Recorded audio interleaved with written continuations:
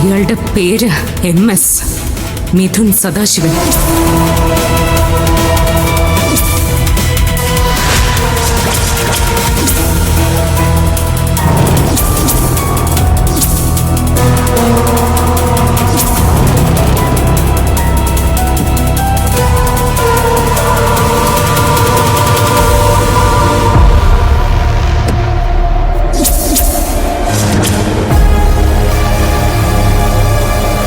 എനിക്ക് എവിടുന്ന ധൈര്യം കിട്ടിയതെന്ന് നിനക്കിപ്പൊ മനസ്സിലായില്ലേ?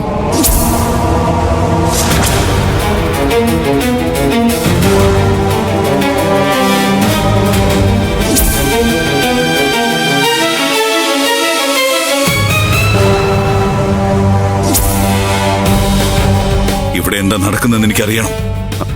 അത് പിന്നെ ഒന്നുമില്ല അങ്കിൾ, ഇവരൊരു പരിചയക്കാരൻ വഴി എന്റെ അടുത്ത് ജോലി തേടി വന്നതാ. ശരിയാ, ജോലി തേടി തന്നെ വന്നത്. പക്ഷെ ഇയാളുടെ ഉദ്ദേശം വേറെ ആയിരുന്നു സർ. ഇയാളിൽ നിന്നും കഷ്ടിച്ച ഞാൻ രക്ഷപ്പെട്ടത്.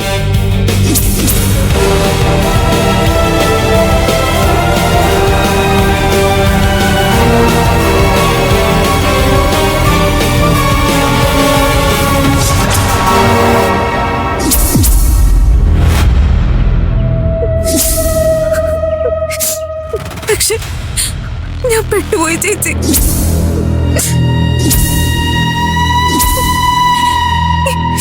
എന്റെ ജീവിതം അയാൾ നശിപ്പിച്ചു. ചേച്ചിയെ കണ്ടുപിടിക്കാനും ജോലി തരാന്നും പറഞ്ഞ് എന്നെ ഇവിടെ കൊണ്ടുവന്നു. എന്നോട് ഇനി കാണിക്കാൻ ക്രൂരതകളൊന്നും ബാക്കിയില്ല ചേച്ചി.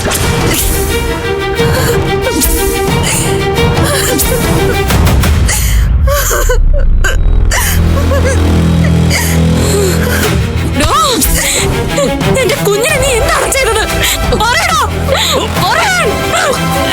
നിന്നെ ഞാൻ വെച്ചേക്കില്ലടാ. കൊല്ലും ഞാൻ നിന്നെ. എന്റെ തീർച്ചയെ തൊടാൻ നിനക്ക് എങ്ങനെയാണ് ധൈര്യം വന്നേ?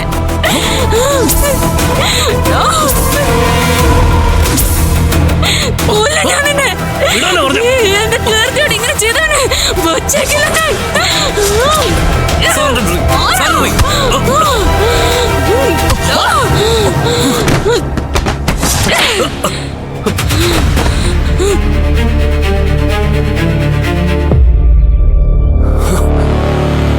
എന്റെ മോളാണ് ഇവള്. ഇവളെ ഇല്ലാതാക്കി നീ ഇനി ജീവിച്ചിരിക്കണ്ട.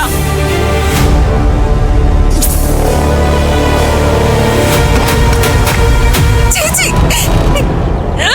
കൊല്ലരുത് ചേച്ചി. ഇയാളിൽ നിന്ന് ഞാൻ പ്രഗ്നന്റാ ചേച്ചി.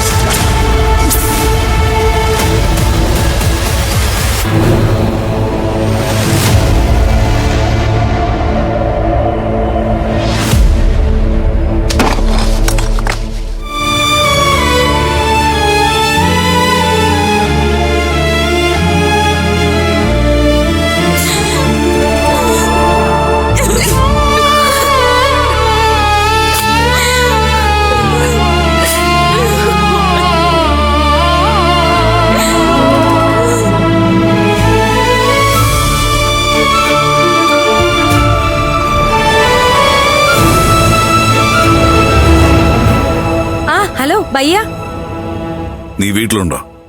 ആ ഭയ്യ. ഞാനിപ്പോ ഒരു ലൊക്കേഷൻ അയച്ചു തരും. അളിയനെയും കൂട്ടി നീ എത്രയും പെട്ടെന്ന് ഇവിടെ എത്തണം. ചില പ്രധാനപ്പെട്ട കാര്യങ്ങൾ നമുക്ക് തീരുമാനിക്കാനുണ്ട്.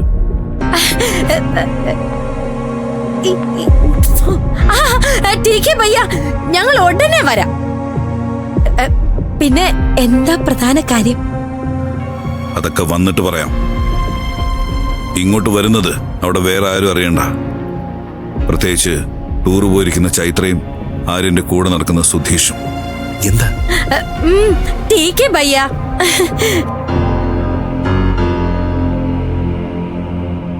എന്താ?